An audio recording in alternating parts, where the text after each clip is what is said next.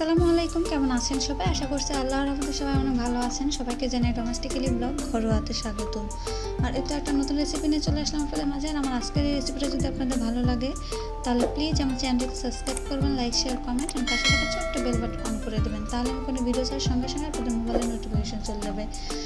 আর আজকের রেসিপিতে থাকছে ইলিশ কোরমা। আর আমি যেভাবে রান্না করি, আমি যেভাবে পারি ওইটাই আপনাদের মাঝে শেয়ার করছি। আশা করি আপনাদের ভালো লাগবে আমার আজকের এই রেসিপিটা। তাহলে চলুন আর আজকে আমি রেসিপিটা কীভাবে করেছি ওইটা দেখে নেওয়া যাক। ফার্স্টে আমি একটা ব্লেন্ডার জার নিয়ে নিয়েছি। আর এর মধ্যে আমি এখন দিয়ে দিব 2 টেবিল চামচ পরিমাণ বাদাম। আপনারা যে কোনো বাদাম দিয়ে করতে পারেন, আমার হাতের কাছে এটা ছিল, আমি এটাই দিয়ে দিচ্ছি। আর দিয়ে দিচ্ছি 2 টেবিল চামচ পরিমাণ বেরেস্তা।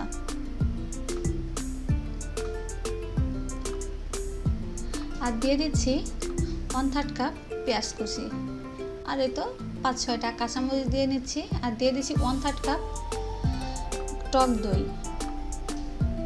এটা আমি এখন আমি দিয়ে দিব 1 চা চামচ জিরা গুঁড়া, এটা হচ্ছে কাঁচা জিরার গুঁড়া। আর দিয়ে দিচ্ছি 2টা বড় সাইজের রসুন এর কোয়া আর কি।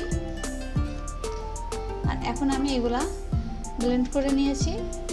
আর এখন আমি চুলাতে একটা ফ্রাই প্যান বসিয়ে দিয়েছি। এর মধ্যে আমি এখন দিয়ে দিব 1.5 টেবিল চামচ পরিমাণ ঘি। আপনারা চাইলে ঘি নাও দিতে পারেন। আমি যেহেতু ইলিশ কোরমা করছি, একটু ঘি দিলে সুন্দর একটা গন্ধ আসবে। আর দিয়ে দিচ্ছি কিছুটা রান্নার তেল, আমি 2টা দিয়ে তারপরে রান্না করব।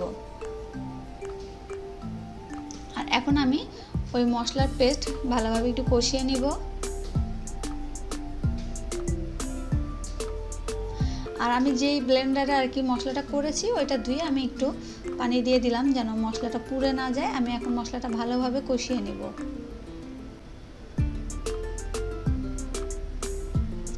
আর দিয়ে দিচ্ছি স্বাদ মতন লবণ।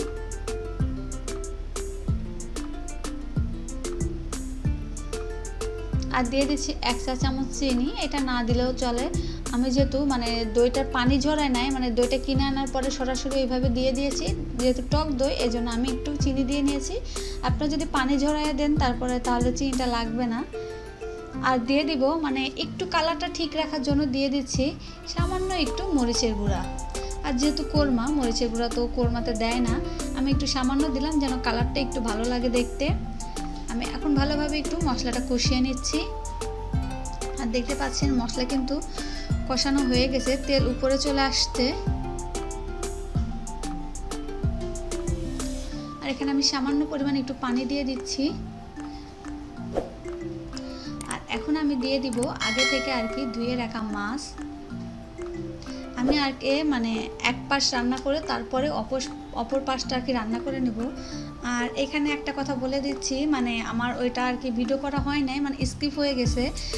আমি কিন্তু এই পাশটা রান্না করার পরে এর মধ্যে 1/3 কাপ আমি দুধ দিয়েছিলাম। ওইটা আর কি ভিডিওটা আর কি আমার ওইটা করা হয়েছিল না, ওইটা ভিডিওটা হয় নাই আর কি, রেকর্ড হয় নাই। এই জন্য আমি দুঃখিত, আমি ওটা দেখাইতে পারি নাই। এই তো দুধটা দেওয়ার পরে আর কি একটু দেখতে পাচ্ছেন।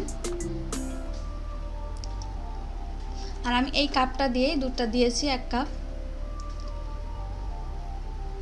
আর এখন আমি একটু ভালোভাবে নেড়েচেড়ে দিয়ে মাছটা রান্না করে নিব।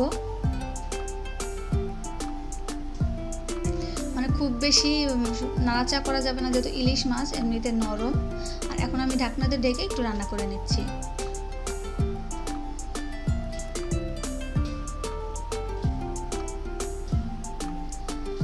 আমার রান্নাটা শেষ। আর আমি এখন একটু এর মধ্যে 3টা কাঁচামরিচ দিয়ে নিব।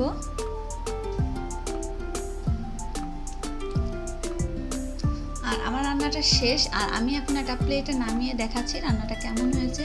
আর খেতে কিন্তু দারুণ হয়েছিল, যেহেতু আমার এর ভয়েসটা আমি পরে দিচ্ছি। আর আমার আজকের এই রেসিপিটা যদি আপনাদের ভালো লাগে তাহলে প্লিজ আমার চ্যানেলটিকে সাবস্ক্রাইব করবেন, লাইক শেয়ার কমেন্ট আর পাশে থাকা ছোট্ট বেল বাটন অন করে দিবেন। তাহলে আমি কোনো ভিডিও ছাড়ার সঙ্গে সঙ্গে আপনাদের মোবাইলে নোটিফিকেশন চলে যাবে। আর আজকের মতন আমি এখানেই বিদায় নিয়ে নিব। আল্লাহ হাফেজ, আসসালামু আলাইকুম।